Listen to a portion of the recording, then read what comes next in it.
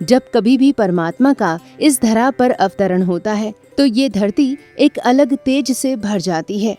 पुराण, उपनिषद और कई ग्रंथों में इस बात का प्रमाण है कि जब जब कोई दिव्य पुरुष इस संसार में जन्म लेता है तो उसकी रक्षा के लिए आकाश से लेकर पाताल और जल से लेकर अग्नि तक सब एकजुट हो गए हैं। आज हम आपको सद्गुरु स्वामी कृष्णानंद जी महाराज के द्वारा बताए गए प्रसंगों के बारे में बताने जा रहे हैं, जिनके जरिए आप इस बात को भली भांति समझ लेंगे कि परमात्मा किसी इंसान की वेशभूषा और भाषा को नहीं बल्कि उसके भाव को प्रधानता देता है।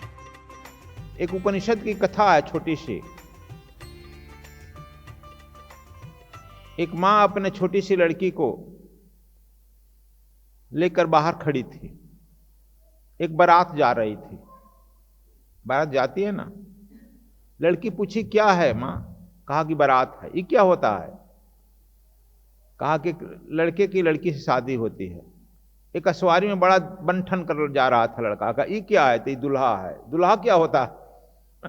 कहा कि यही दुल्हा है, उस लड़की से शादी होगी। वो कहाँ है दुल्हा? अच्छा, शादी के बाद क्या होता है माँ? 5 वर्ष की लड़की पूछ रही थी। कहा कि शादी के बाद बेबी होता है, तुम्हारे ऐसा लड़का लड़की हो लड़का होता है। अच्छा। कहा कि माँ हमारी भी शादी होगी? तो हाँ तुम्हारी भी करेंगे हम शादी। हमको भी लड़का होगा? तो हाँ तुमको भी होगा। तो ऐसा करना माँ, जब हमको लड़का हो तो जगा देना, ऐसा मत कि हम सोए रह जाएं और लड़का हो जाए। ये उपनिषद की कथा है परमात्मा के बारे में। तो वह लड़की कही, अरे पगली, तुमको हम क्या जगाएंगे, तू तो पूरे गांव को जगा देगी। मतलब क्या समझा? उसी तरह से जब आपसे जब परमात्मा का अवतरण होगा तो आपसे जो नूर खिलेगा, वह जिधर से गुजरेगा उधर वह समझ जाएगी यह तो परमात्मा का अवतरण हो गया। नूर खिलेगा, सुगंध निकलेगा, नूर खिलेगा और उसका प्रकाश तेजोमय चारों तरफ फैल जाता है और सब लोग अपने आप आकर्षित होने लगते हैं। एक पटियाला में आए थे हम। पटियाला पंजाब गुरु भक्ति है। तो आश्रम में गुरु भक्ति के बारे में बहुत सारे संगीत हो रही थी, भजन हो रहा था, होता है ना। एक गृहस्थ जो है गांव से आया था, पढ़ा लिखा नहीं था। तो यहां पर लोग कह रहे थे कि हमारे नए नटके गुरु जी के चरणन में, हमारे नए नटके गुरु जी के चरणन में।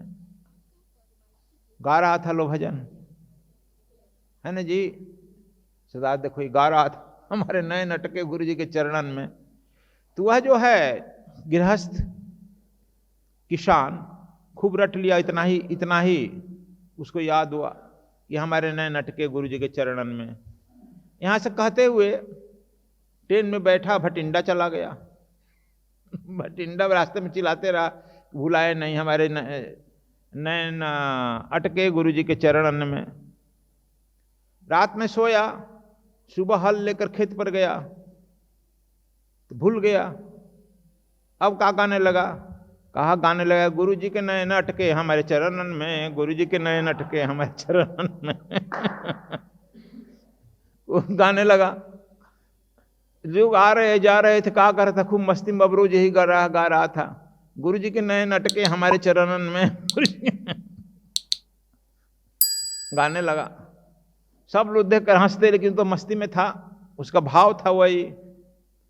सुनते हैं कि नारायण एक दिन प्रकट होकर के गए उसके यहाँ, मिले, बहुत प्रसन्न हुए।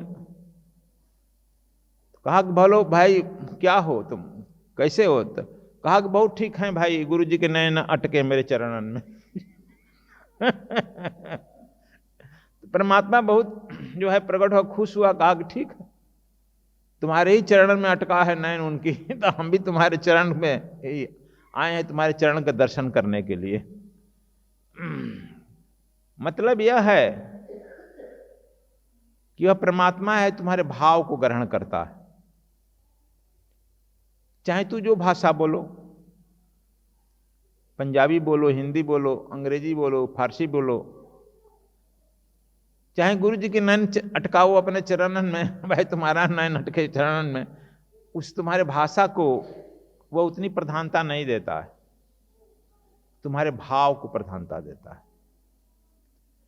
तो वह तुम्हारी भाव जब प्रबल हो जाती है, तब जो है वह परमात्मा से तुम्हारा परिचय हो जाता है।